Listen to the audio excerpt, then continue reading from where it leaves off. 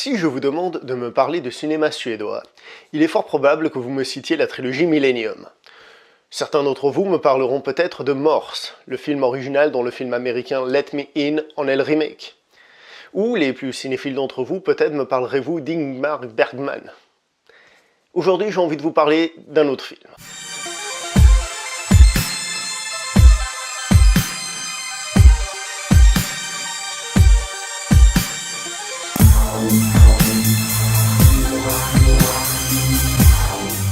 Bonjour à vous et bienvenue pour cette critique poussiéreuse, l'émission où on parle des films qui ne sont plus au cinéma et qui donc prennent la poussière. Aujourd'hui, j'avais envie de vous parler d'un film suédois, Arn, le Chevalier du Temple. Avant d'aller plus loin, je vais donc donner une note à ce film. 8 sur 10. Alors, je suis très heureux de vous parler de ce film parce que, en ce qui me concerne, ça a été vraiment un film découvert au hasard. Je me suis laissé, en fait, avoir par la jaquette. C'est un film que j'ai acheté à la jaquette. Je fais ça très rarement, mais je sais pas pourquoi, ce jour-là, je l'ai senti. Et généralement, les cinéphiles, quand on fait les aventuriers, dans les vidéoclubs et autres, très souvent, on tombe sur du caca. Mais c'est aussi une manière de découvrir des films, parce que si on ne prend pas le risque d'aller les chercher, et bien souvent on regarde ce qu'on nous met dans l'assiette, quoi. Donc ce film est réalisé par Peter Flint avec, je vais lire pour éviter de trop massacrer, même si je vais quand même massacrer les noms, Joachim Netterqvist et Sofia Helin. Voilà, il y a des gens qui viennent de mourir en Suède, je suis désolé, je demande pardon. Le film est l'adaptation d'une trilogie de livres écrits par Jan Guillou. C'est un film qui est sorti en 2007 et qui fait très référence au film Kingdom of Heaven qui lui était sorti en 2005. Précisons quand même que les livres ont été écrits avant la sortie de Kingdom of Heaven. Donc comme je disais, il y a des liens avec Kingdom of Heaven puisque le sujet est le même. Les croisades.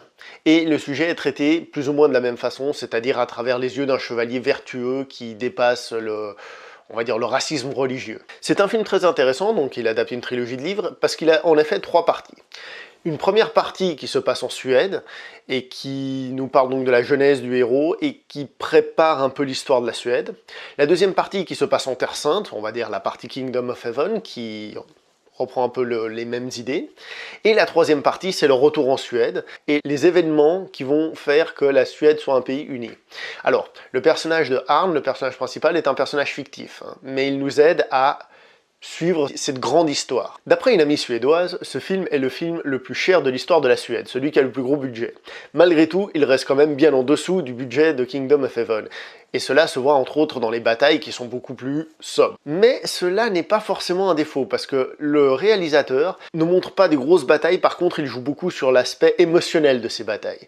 Et le film à ce niveau-là est vraiment très sympa. Mais en plus de la grande histoire, c'est un film qui se base aussi sur la petite histoire avec un petit H, l'histoire de ses personnages, car c'est avant tout une romance et l'histoire d'un homme pris dans les tourments de l'histoire avec un grand H. Les acteurs sont en plus magnifiques, ils sont très bons.